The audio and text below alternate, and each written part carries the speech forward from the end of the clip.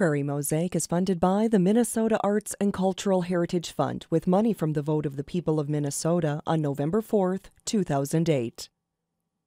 The North Dakota Council on the Arts, and by the members of Prairie Public.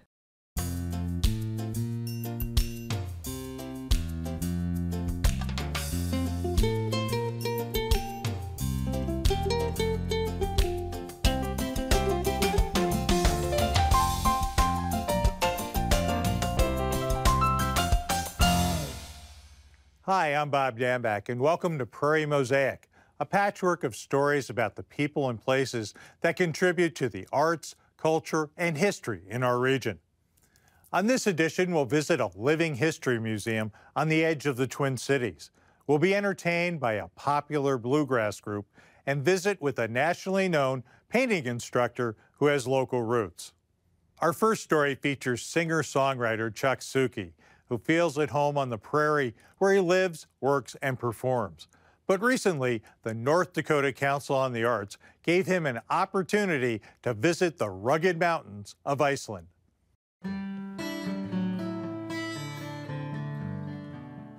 When I look up at that blue sky across the prairies, it's always changing. It's ever-changing blue. Do you think there's a color called ever-changing blue in here? The North Dakota Council on the Arts offered me a chance to go to Iceland and be an artist in residence in a school. When you write songs, at least when I write songs, it's a lot like painting a picture or taking a photograph. Ever-changing blue and ever-flowing green are colors that belong to those who are open to their hearts. They can belong to anyone. Ever-flowing green. Over the week, I thought we'd try and write a song together. We'll come up with some ideas. So I want you to be thinking about it. It sounded a little bit scary and uncertain, and I thought, well, it's an opportunity that's probably not going to present itself again. So, and I'm in reasonably good enough shape to do it, I think. So let's see what happens. You know, remember what chorus is? Chorus is like an easy to remember part of the song. It's like the hook. The classroom experience that I've had before. Maybe it's been a day-long residency, and so I'd have to expand my curriculum, if you want to call it that. I've got 4 groups that we are trying to write songs. Second verse again. Each group has a song to present to the community on Thursday evening at a community concert. And so in the process, I've been sharing what I know. And this part we're doing now, that's called an interlude. It's just we take a little break. Ice. Creation. Device. Okay, we're gonna do this just for working sake so we have some syllables to play with. I've got a lot to offer and it feels good and I'm having fun now.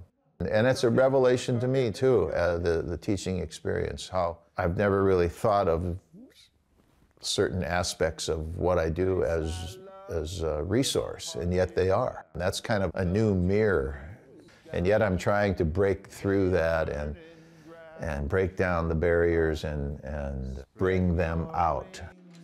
Simply fly. As I've been trying to tell them to reach across to that other world that we can't see, that art lets us bring into this world. That's what I'm trying to do. And bottom line, they just think they've got a crazy 62-year-old on their hands here.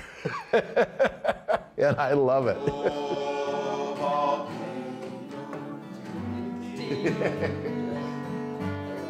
Now just go to the chorus, just to give yourselves a break. I was just thrilled after one of the classes this morning where we'd worked on this chorus line of a song. And as I was walking down the hall, I heard one of the 10th graders whistling the chorus. Yeah, gotcha. I am Iceland cowgirl. I'm an Iceland cowgirl. I'm an Iceland cowgirl. In a place I love, where my heart is found. A place I love, near the burning ground. Where my heart is found. Fire, ice, creation.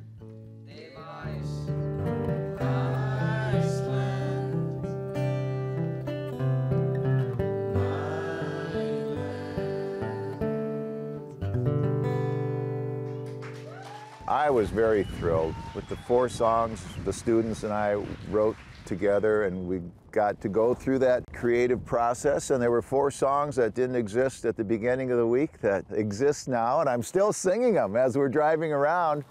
I find myself humming those choruses and melodies, so that's exciting to me. That tells me that there's something there. And so I hope that's happening for the students too, that they'll be surprised that those songs are part of them now, and that really makes me feel good.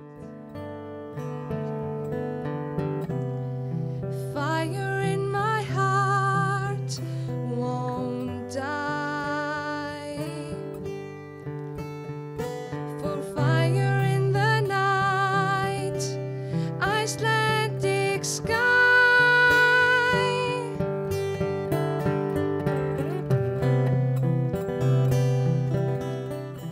If there is a job title for an artist or a poet or a songwriter, I think it's to absorb the energy of place and somehow let it be known to others. And hopefully we did that. We're doing that. I'm trying.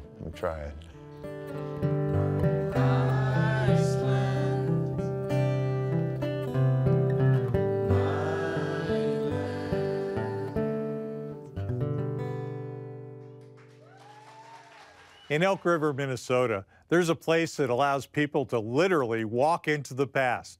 Through its Living History program and hands-on learning experiences, the Kelly Farm offers people the chance to learn about Minnesota's agricultural history.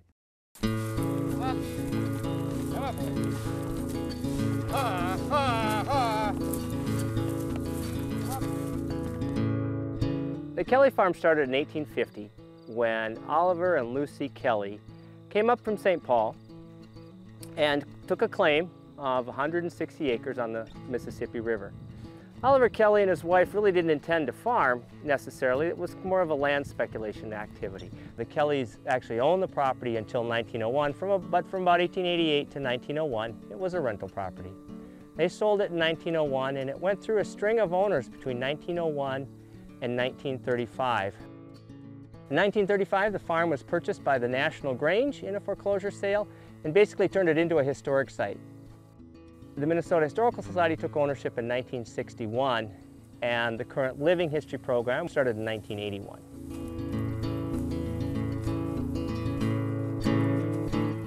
I love the learning aspect of it, because as much as I get to tell other people and teach them and get them to learn and engage in history and get excited about history and the different ways you can do things, I learn just as much, if not more, from the other people that I get to work with on an everyday basis. And so I get to communicate just a fraction of what there is for me to learn as a person as well. The Kelly Farm today, as one of the state historic sites in Minnesota, really is an educational facility. And what we do is we tell people, and in essence teach many of them, what life was like in Minnesota's very early stages. We have 8 very large animals, 4 horses and 4 bigger oxen. We have pigs, sheep, and all of that takes quite an effort in terms of day-to-day chores as well as raising the food to keep those critters going so that either they go to market or they become our mamas of the future or whatever. And so the livestock are one of the special things here.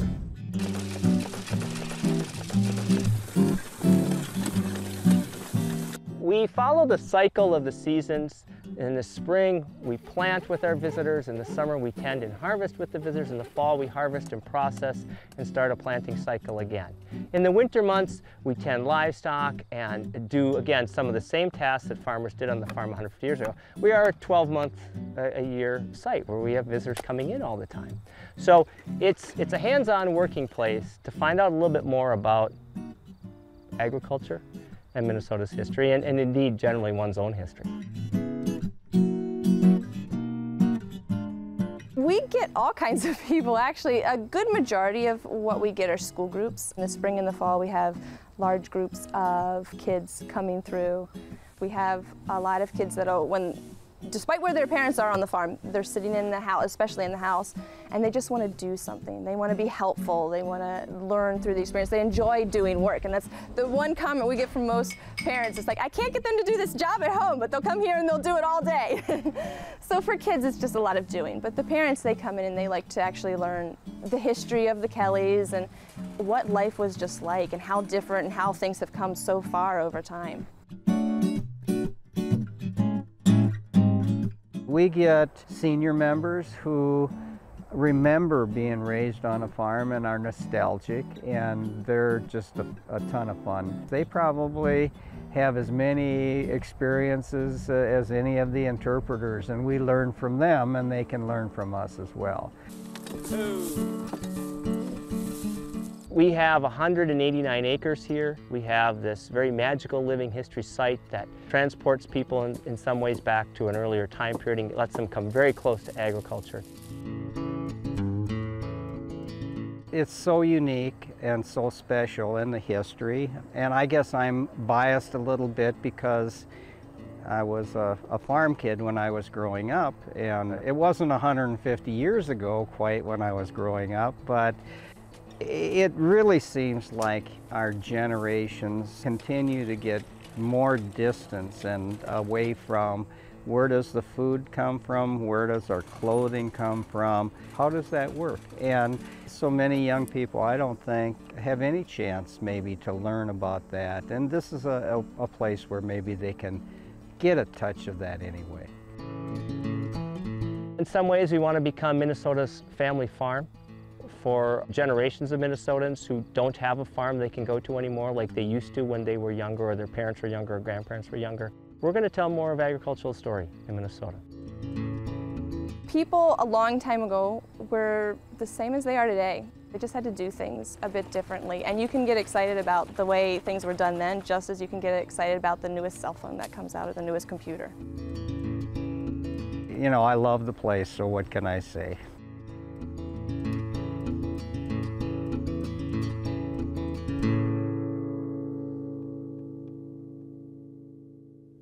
Born in Pelican Rapids, Minnesota, artist Buck Paulson rose to fame through his popular PBS television series, Painting with Paulson.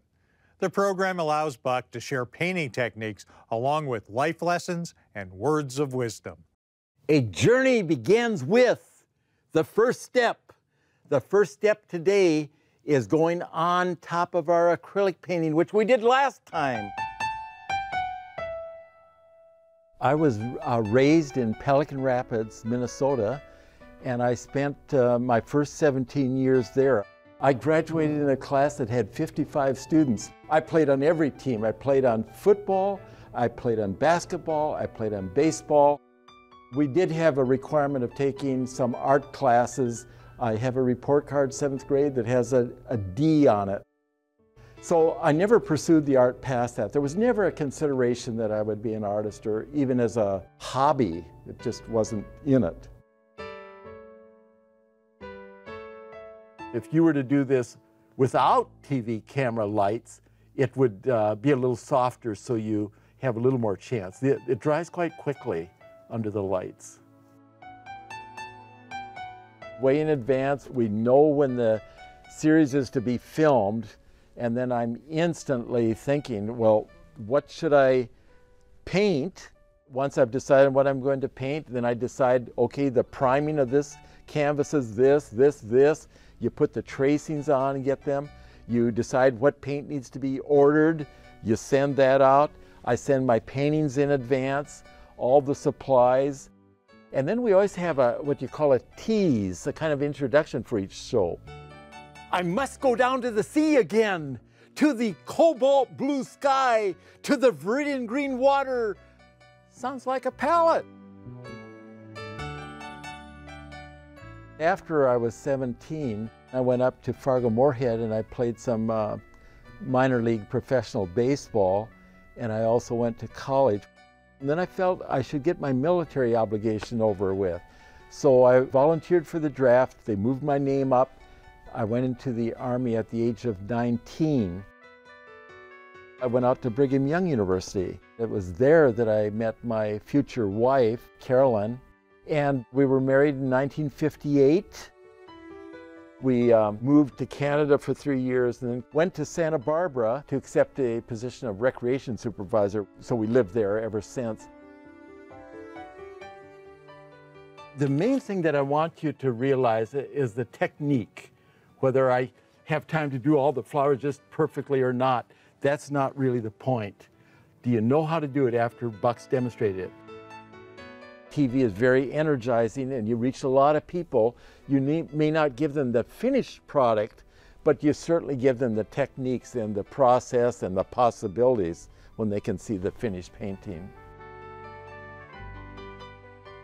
I have a painting that I did before I ever started taking lessons from my teacher, Claude Buck. I want to show it to you.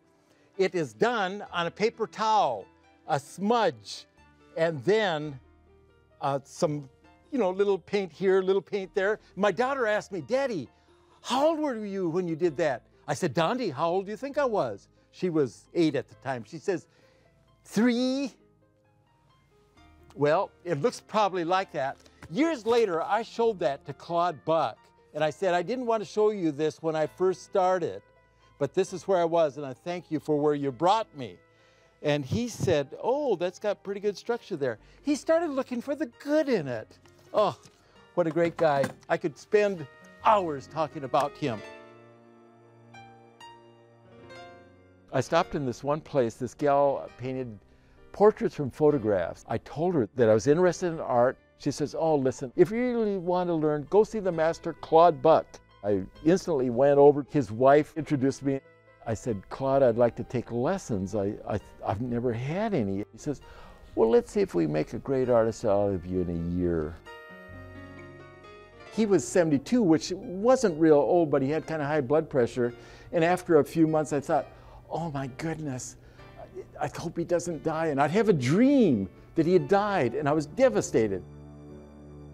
The next day, I came over, and he was in the yard, and I said, Claude, I want to tell you something. I know you know it, but I want to tell you how much I appreciate what you've done for me in art and as a person.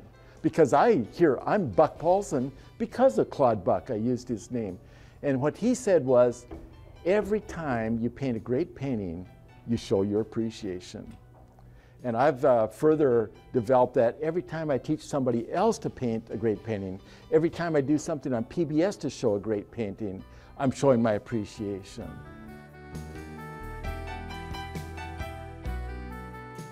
It's great to do these shows, and I hope that you learn from them. We'll see you next time. Bye-bye.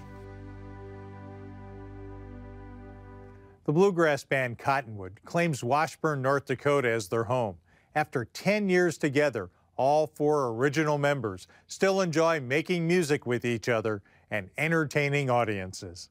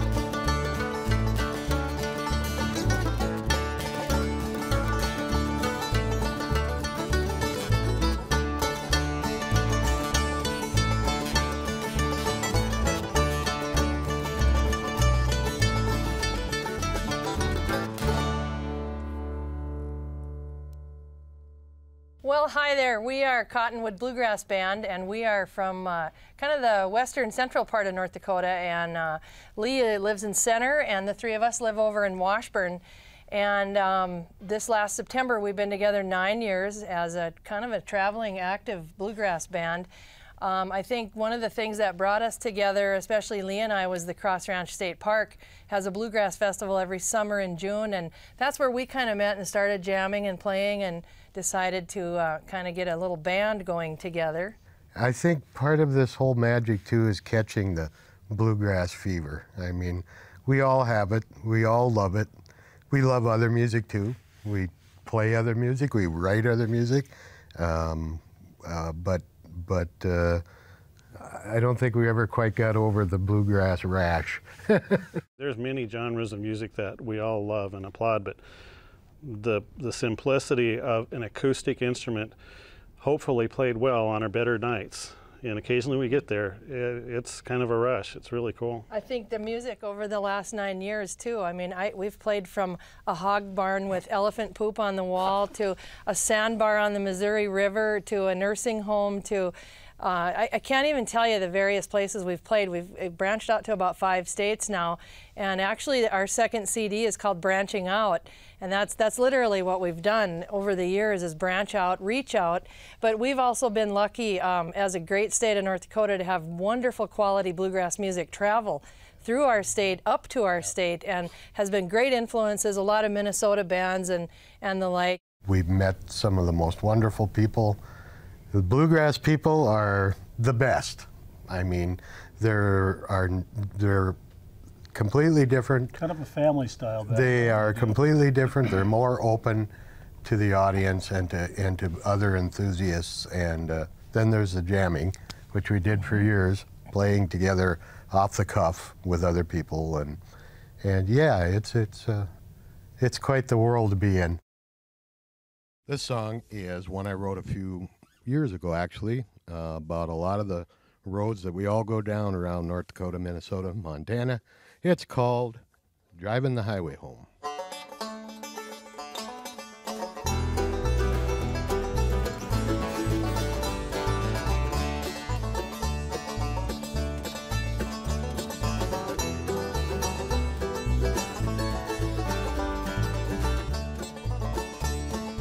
Never should have left my home. Big city wasn't paradise. Out here driving all alone, teardrops shining in my eyes. Cars and trucks in my way, dreaming of your porch swing smile.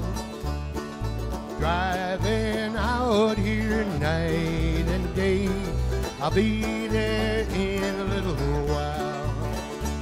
I'm driving the highway home, no more will I roam back to the real paradise. I'm driving the highway home.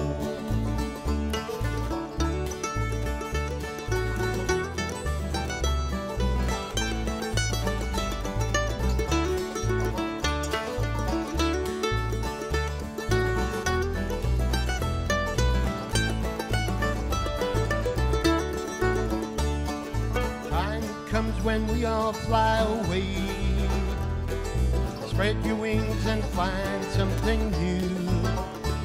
It's easy for life to lead us astray, but the whole world is right inside of you.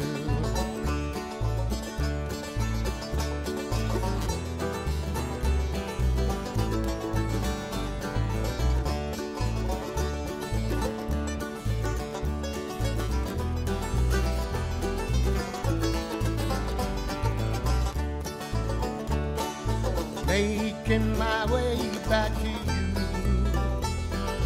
sun and stars showing me the way. My soul cries out today with you. Home is where I want to stay. I'm driving the highway home, no more will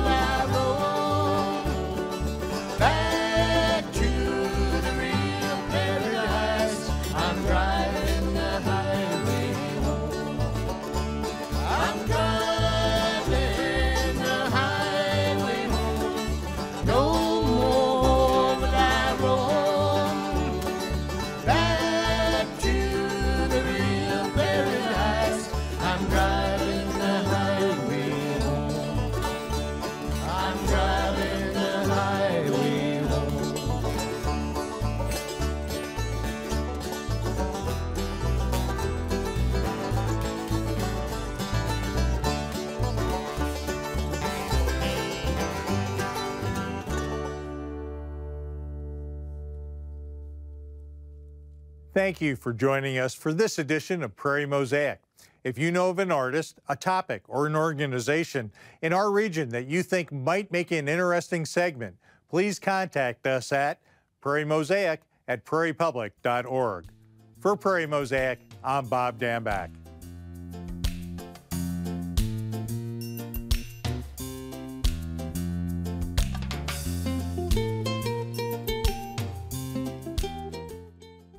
Prairie Mosaic is funded by the Minnesota Arts and Cultural Heritage Fund with money from the vote of the people of Minnesota on November 4th, 2008. The North Dakota Council on the Arts, and by the members of Prairie Public.